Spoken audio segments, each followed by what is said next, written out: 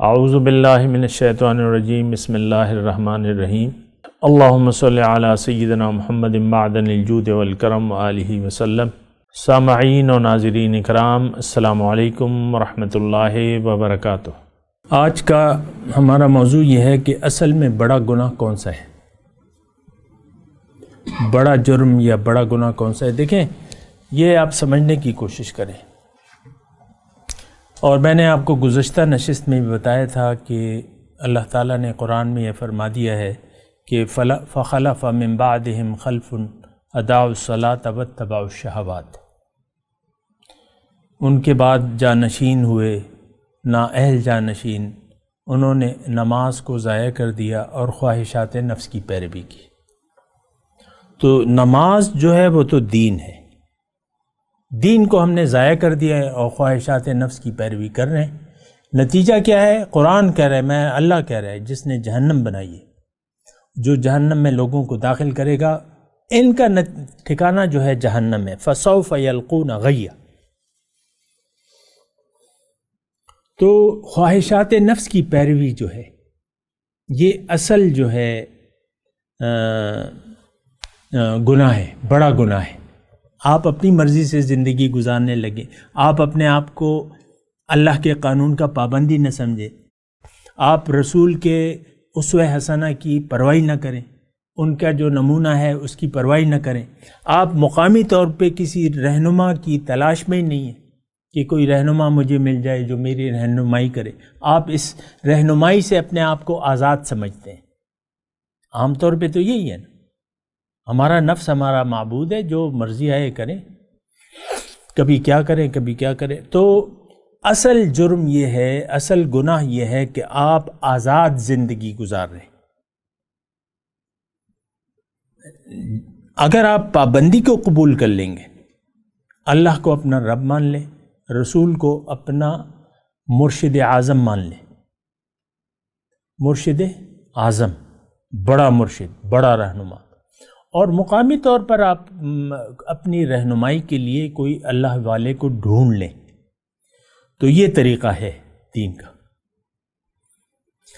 اچھا، اب جو آزاد رہنا چاہتا ہے وہ بہت بڑا مجرم ہے، یہ بات نوٹ کر لیں۔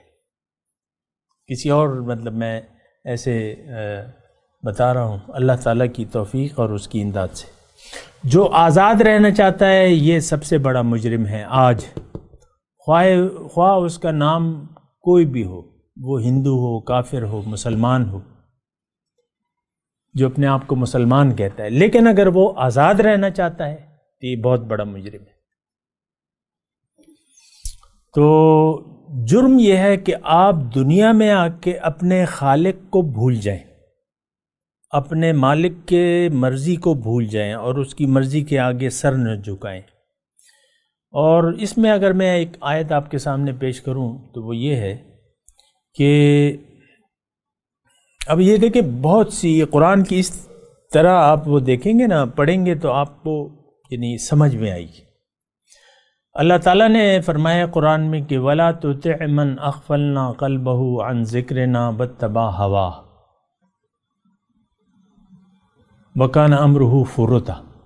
اور آپ اس شخص کا کہنا نہ مانیے، وَلَا تُطِعْ، اس شخص کا کہنا نہ مانیے جس کا دل میری یاد سے غافل ہے۔ اب وہ کیا کر رہا ہے؟ وَاتَّبَعَ هَوَاهُ، اپنی مرضی سے زندگی گزار رہے۔ وَكَانَ أَمْرُهُ فُرُطًا، ہر کام میں اس کا افراط و تفریط ہے، کوئی متوازن زندگی نہیں گزار رہا۔ آج ہماری زندگیاں جو ہے وہ غیر متوازن ہیں، توازن نہیں ہے اس میں، غیر متوازن۔ توازن تو یہ ہے کہ آپ اللہ اور اس کے رسول کے حکم کے سامنے سر جھکا دیں اور اسی کے تحت آپ زندگی گزاریں۔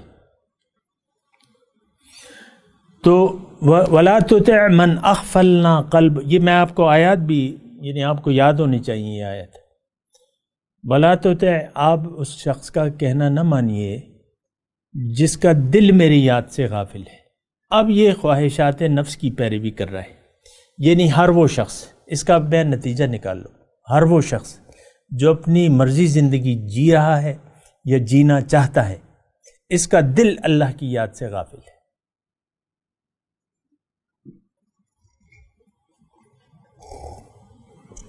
جو پابندی کو قبول نہیں کرتا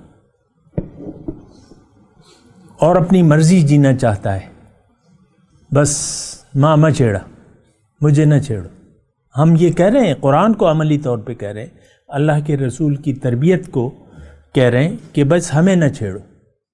اے رسول، ہم تیرے اسوہ حسنہ سے ہمارا کام کیا ہے؟ علیہ قرآن تیرے احکامات سے ہمارا واسطہ کیا ہے؟ ہم تلاوت کریں گے، بس ہر نماز کے بعد ایک سپارہ پڑھا کریں گے، باقی تو ہم اپنی مرضی جئیں گے۔ یہ سارا ہمارا جو 1 ارب 30 کروڑ مسلمان ہیں، ان کا یہی کہنا ہے۔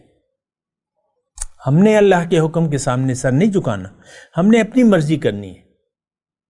آپ دیکھ لیں یہ معاشرہ اور یہ فضا ہے کہ نہیں ہے ساری دنیا میں۔ امت مسلمہ، عرب، مکے میں حضور جب جا رہے تھے 10,000 تھے وہ لوگ۔ جب اللہ تعالیٰ ان کو مکے پہ غلبہ دے رہا تھا، پھر یہ جو فتوحات آپ کی ہوئی ہیں، یہ کتنے تھے لوگ؟ یہ قلیل تعداد میں اللہ تعالیٰ نے ان کو، بہرحال اس کا تو میں وہ نہیں کر رہا، لیکن میں یہ کہہ رہا ہوں کہ بڑا گناہ یہ ہے کہ آپ اللہ کی مرضی کو چھوڑ کے اپنی مرضی جینا شروع کر دیں۔ یہی ہو رہا ہے، گھر گھر کی کہانی ہے۔ خاتون خانہ ہے، وہ کہتی ہے نہیں میری مرضی، اور شوہر ہے وہ بھی اپنی گھر والوں سے اپنی مرضی سے بولتا ہے، یعنی اس کا جو بھی رویہ ہوتا ہے، لیکن وہ کہتا ہے میری مرضی، اور اس کو میری ماننی ہے، بیوی کو میری ماننی ہے۔ تو یعنی یہ گھر گھر کی کہانی ہے۔ میں ویسے کہہ رہا ہوں، آپ چلے جائیں دکاندار کیا کاریگر کیا، وہ ساری اپنی مرضی سے کاروبار کر رہے ہیں۔ تو اچھا، ایک میں آپ کو اور اس میں یہ بات بھی بتا دوں، یعنی یہ دیکھیں قرآن کا آپ مطالعہ کریں گے، وَأَمَّا مَنْ خَافَ مَقَامَ رَبِّهِ وَنَهَى النَّفْسَ عَنِ الْهَوَى فَإِنَّ الْجَنَّةَ هِيَ الْمَأْوَى، جو اپنے رب کے سامنے کھڑے ہونے سے ڈرا اور نہى النَّفْسَ عَنِ الْهَوَى، اب اس کا نتیجہ کیا ہوگا؟ تھوڑا سا غور کریں اس مضمون۔ وَأَمَّا مَنْ خَافَ مَقَامَ رَبِّهِ، اول تو دیکھیں قرآن میں آیات موجود ہیں، نہ ہمارا اس پر یقین ہے، نہ ہم ان پہ اپنے آپ کو لاگو کرتے ہیں۔ اب یہ اللہ کے سامنے کھڑے ہونے کا تصور آپ لے آئیں ذہن میں۔ کبھی ہم سوچتے ہیں کہ یار میری حاضری ہونی ہے اللہ کے پاس، اور میں اللہ کے پاس اکیلا کھڑا ہوں گا، یہ تصور ہی نہیں ہے، یعنی یہ تصور ہی نہیں ہے نا، یقین ہی نہیں ہے۔ یقین نہیں ہے تو تیاری نہیں ہے۔ یقین سے دیکھیں، یقین سے پیدا ہوتا ہے عمل، جب یقین نہیں ہے تو آپ کا عمل سدھر نہیں سکتا۔ بعض لوگ کہتے ہیں نا کہ میں گناہ نہیں چھوڑ سکتا اور یہ کام نہیں چھوڑ سکتا، چھوٹا کام ہے لیکن وہ شریعت آپ کو اللہ نے حکم نہیں دیا اس کا، یا نبی کے طریقے کے خلاف ہے، لیکن کہتے ہیں میں یہ چھوٹ نہیں سکتی میری عادت۔ باقی تو وَأَمَّا مَنْ خَافَ مَقَامَ رَبِّهِ، جو ڈرا اپنے رب کے سامنے کھڑے ہونے سے۔ اب یہ کھڑے ہونے کا میں آپ کو بار بار یعنی اس پہ ذرا اصرار کر رہا ہوں کہ یہ ایک یقین پیدا ہونا چاہیے ہمارا، کیونکہ جو ہونا ہے وہ تو ہونا ہے، جو ہونا ہے وہ تو ہونا ہے، وہ تو اللہ تعالیٰ نے بتا دیا ہے۔ قرآن اللہ کا کلام ہے کہ نہیں؟ اس میں جو کچھ لکھا ہے وہ صحیح ہے نا، اس سے زیادہ سچ بات تو کچھ نہیں ہو سکتی، وہی سچ ہے، وہی سچ ہے، یہی سچ ہے۔ تو وَأَمَّا مَنْ خَافَ مَقَامَ رَبِّهِ، جو ڈر گیا اپنے رب کے سامنے کھڑے ہونے سے، تو بہرحال اس پہ میں تھوڑی سی کلام کروں گا اگلی نشست میں. وآخر دعوانا ان الحمد للہ رب العالمین. مولاي صل وسلم دائما ابدا على حبيبك خير الخلق كلهم